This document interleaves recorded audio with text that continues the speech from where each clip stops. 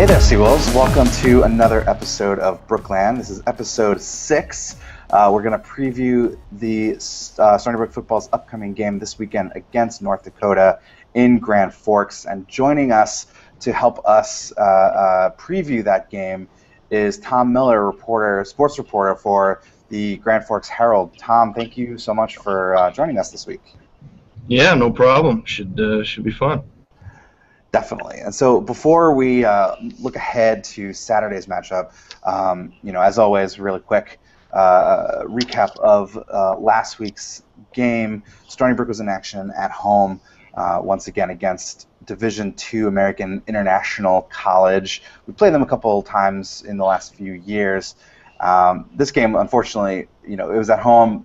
It was incredibly awful weather out. It was raining pretty much the entire game, which I think definitely had an impact on Coach Priori's game plan. But Seawolves were able to pull out a 20-3 win, their first of the season. We saw some new faces in action this week, including James Kenner, who was our top running back last year. Hasn't seen too much of the field so far this year because there is so much depth at the running back position. But he looked great. Once again, we saw the quarterback duties split between Connor Bednarski and John Kinder, and Coach Priori is still trying to figure out who his quarterback is going to be once conference play begins in 2 weeks. So there are still a lot of questions out there, but real quick, what did you, Jason and Adrian, see last week? Any improvement on either side of the ball?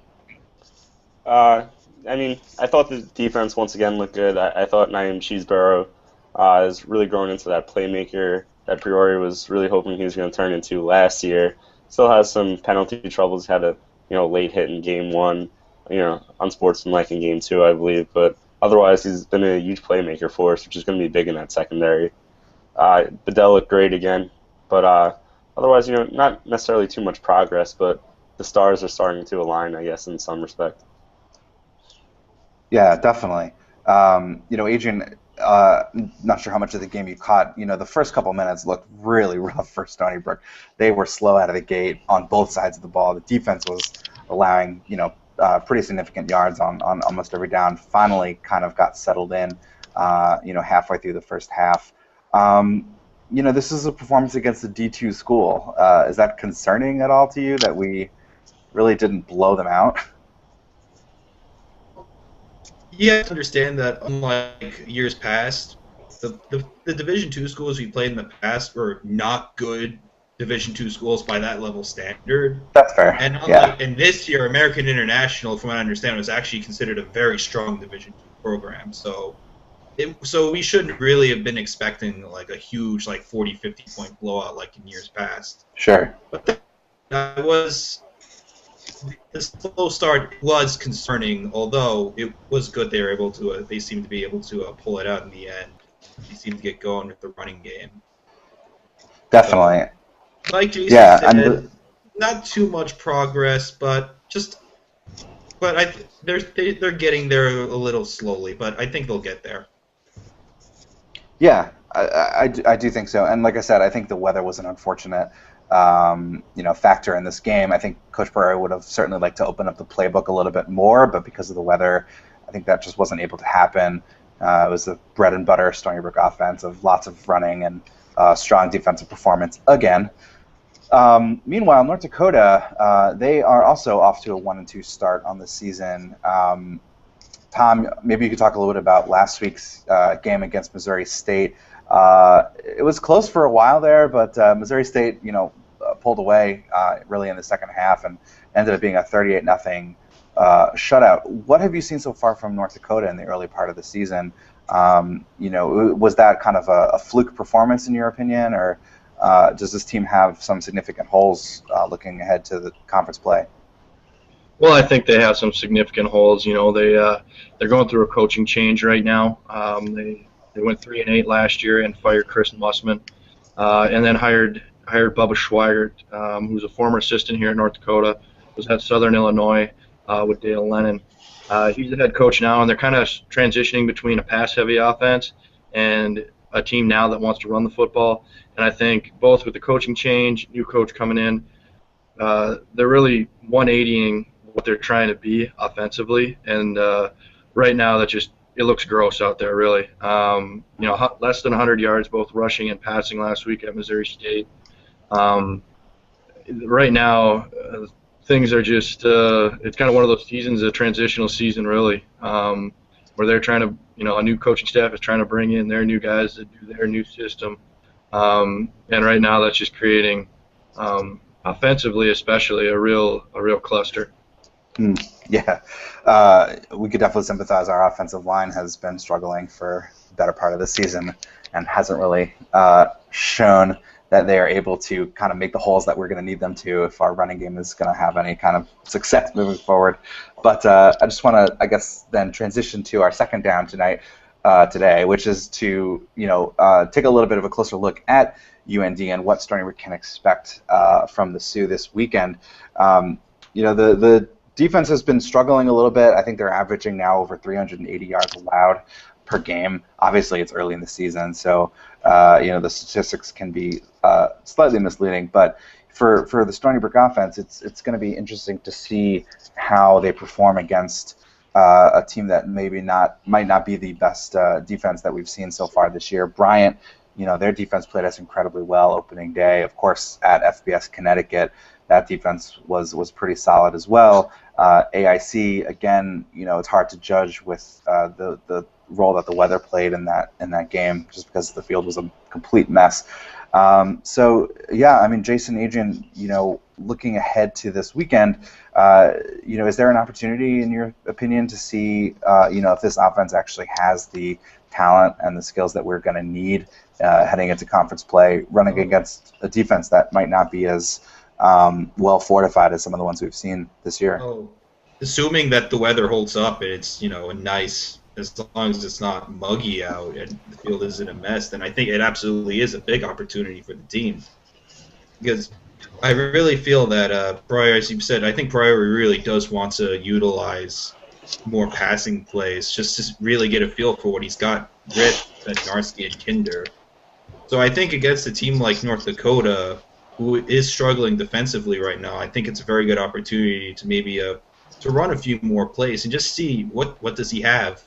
And going forward, because I think it's going to be very important going forward to really decide which guy you're going to go with as the season goes. Definitely.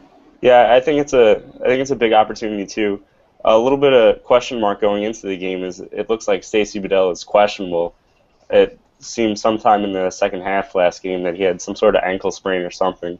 So it may be a big opportunity for Coker to finally settle in.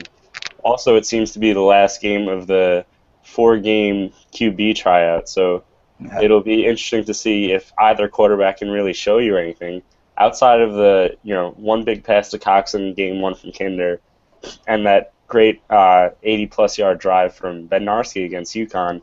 We haven't really seen too much from any QB that you're like, wow, this is our starting QB. Priori's blind. I mean, it looks like, especially in AIC, it was definitely wet weather, but I wasn't necessarily wowed away by either one of them. Kind of seemed to me like Bedell bailed them out in the first half. And now he may be questionable for game time. If he doesn't play, someone's going to have to step up. Is that going to be the veteran Coker, or is it going to be one of the new QBs we have left to see? Could be Kenner. That's true. Yeah. I mean, it was nice to see Kenner back on the field. He really stepped in last year and bailed out our running game after Coker missed the season with injuries, and Tyler Fredericks, a true freshman last year. Kenner was able to provide a lot of senior leadership. Had experience with this team, and last week stepping in for Stacey Bedell, who's been so great for us so far this season, he filled in admirably. He rushed in for a touchdown. Not entirely sure how many yards he accrued, but he was picking up 5-6 yards a carry there in the second half. So it'll be interesting to see how big a role he plays this weekend as well. Tom, one of the question marks I think for North Dakota as well has been Joel Malberg, the sophomore quarterback for North Dakota. Can you talk a little bit about his experience? This, I think, is his first year as a starter. Are we seeing early season jitters in some of the performances. He hasn't had too great a start so far this year. Even in the North Dakota's one victory against Robert Morris, didn't look great at times. Is that an area of concern for this team?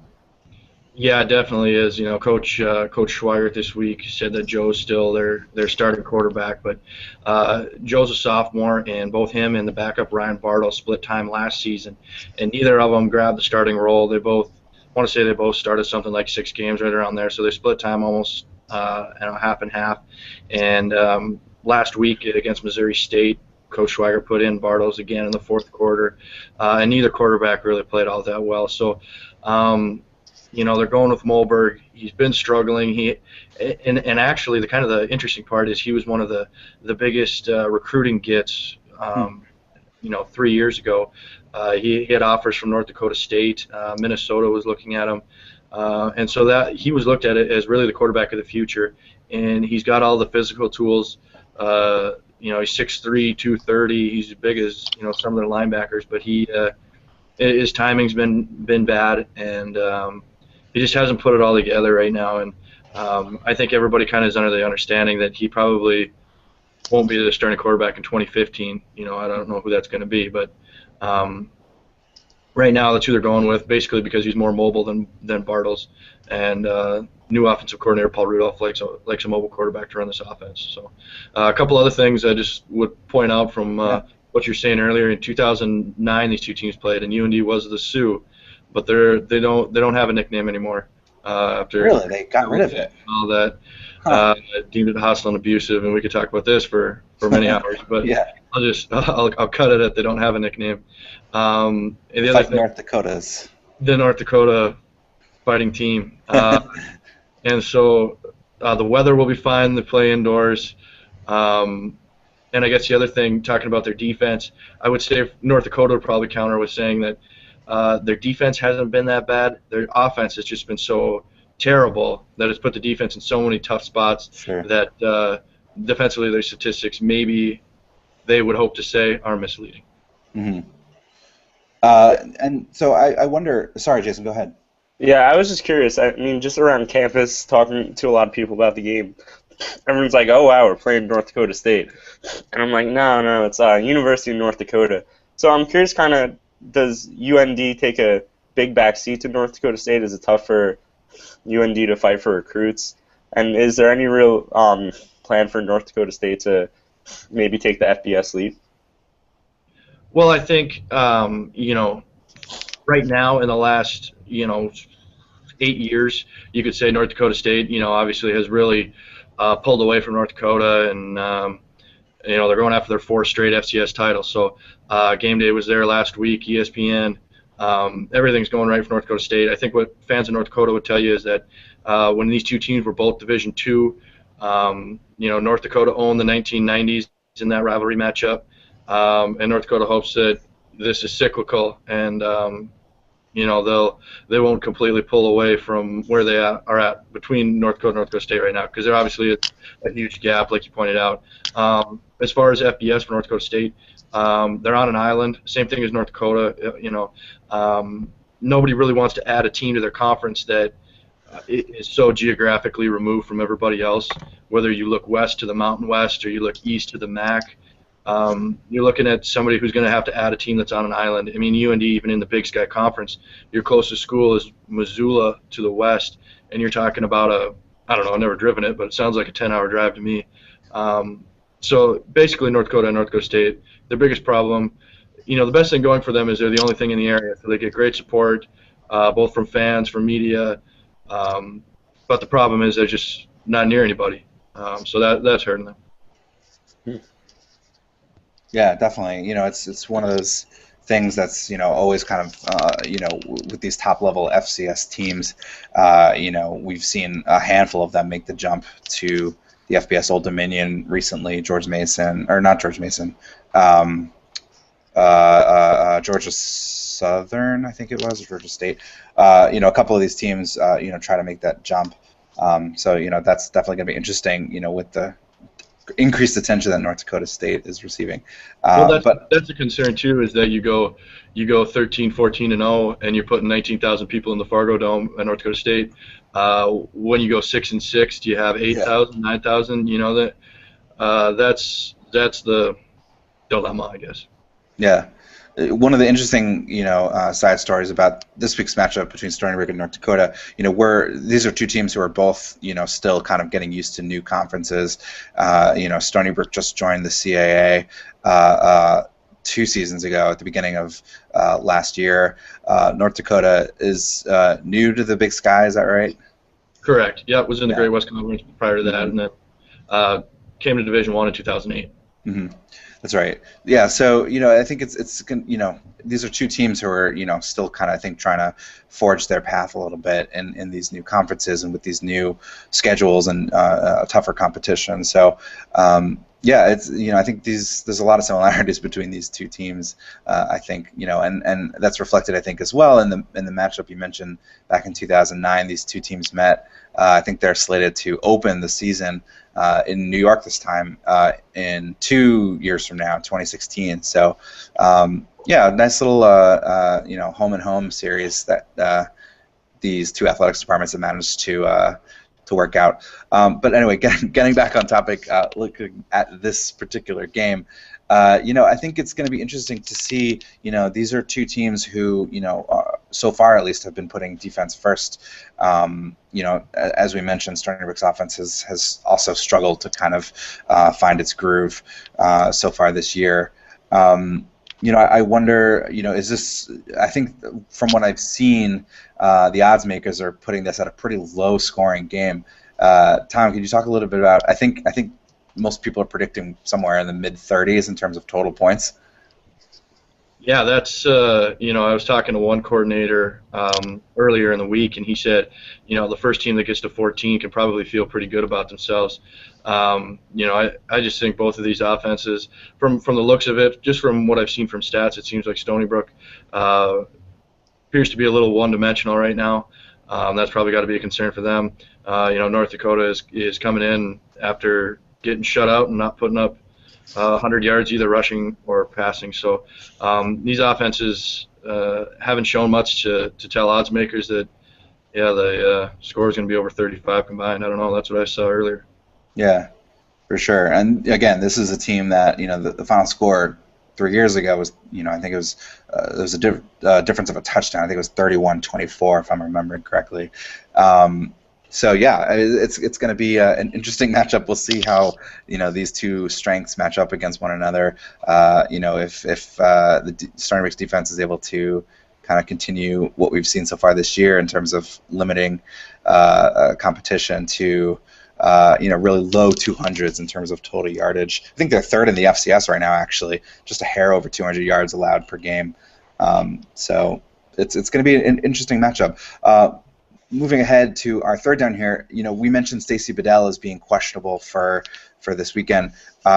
Is there anybody, on the North Dakota sideline that we can expect to not see this weekend? Is anybody listed as questionable or possibly out for the game? UND's leading rusher against San Jose State in Week 1 was a guy named Cedric Simmons, who was an FBS transfer from San Jose State, actually, and he's out with an injury. So kind of the big off-season junior college transfer, which he went to Fresno, went to a JUCO, then came UND, but he was supposed to be the guy, and he's out, which might be an extended period of time. UND has another FBS transfer from Minnesota, Jordan Hinojosa at nose guard, who was out last week against Missouri State, who was kind of a last-minute defect on that plane trip. And so he's questionable for this week. He's kind of a game-time decision, one to watch. Another one to watch is safety Cole Reyes, who was hurt against San Jose State, who's their top safety, number 8, Cole Reyes. So those three guys are kind of the big question marks, I guess you'd say. No one else is coming off the top of my head. Their starting punter is suspended 4 weeks, so this will be his last week out, and that's probably it. All right, and Jason Atrian. I mean, we mentioned Stacy Bedell. Is there anyone that we're also not expecting to see this weekend? I think everyone else is healthy. I believe I saw last week. I didn't actually hear about an injury, but Connor Davis was in sweats. He's the number 88 defensive end. But it seems like they have a lot of good depth on the defensive line. So I don't know how big of a worry that is for Priori. But otherwise, nothing really comes to mind that's a large gaping injury. Yeah. All right. So then our last segment here, as we have done every week this season, is to do a quick game of Pick'em. If there are any numbers, whether it's a key statistic or a player number or something that you guys are going to be looking out for this weekend, both for Stony Brook and Tom for North Dakota. I'll get things started. I think the number that I'm going to be looking out for is, I'm going to say, I'll put it at 70, which is the percent of plays that either Bednarski or Kinder makes. As we mentioned, this is really the last audition for both of these guys heading into conference play that starts in 2 weeks to see who's going to get the starting position. John Kinder opened the season as the starter, but really struggled his first week and hasn't looked super great so far this season. And so Connor Bednarski has definitely had a chance to show that he can step in and be a starting quarterback for this team. And so I'll be looking to see if one of them, is getting more snaps in key situations from Coach Priori. So if one of them is getting 70% of the plays this weekend, I think that will be obviously a very good indicator as to who we can expect to see from here on out. I think I'm going to continue on the quarterback train that Adam's on. And I would put my number at 100, as in I want to see 100 passing yards total, ideally.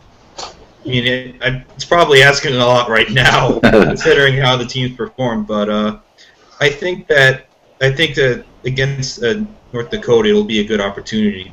Enough attempts, maybe really see if they can hit that number. Jason? Yeah, I was going to say 20 for the amount of completions I would have liked to see, but now I'm thinking that might be too optimistic after Adrian's 100-yard mark. Yeah. So I would like to see 75 rushing yards from Marcus Coker. I mean, he's such a good running back, but we've seen absolutely nothing from him. And he may get a bulk of the carries this week. So if we could get him back, if Marcus Coker is playing like we've once seen Marcus Coker play, or like he played once in the Big Ten, we could beat any FCS team, I think. But he just has to get it back together. Sure. And hopefully the offensive line gives him a little more help, too. That's a good point. Yeah. Tom, is there any number that you're going to be looking out for this weekend? I was just going to say number 39 for UND is Adam Shagabe.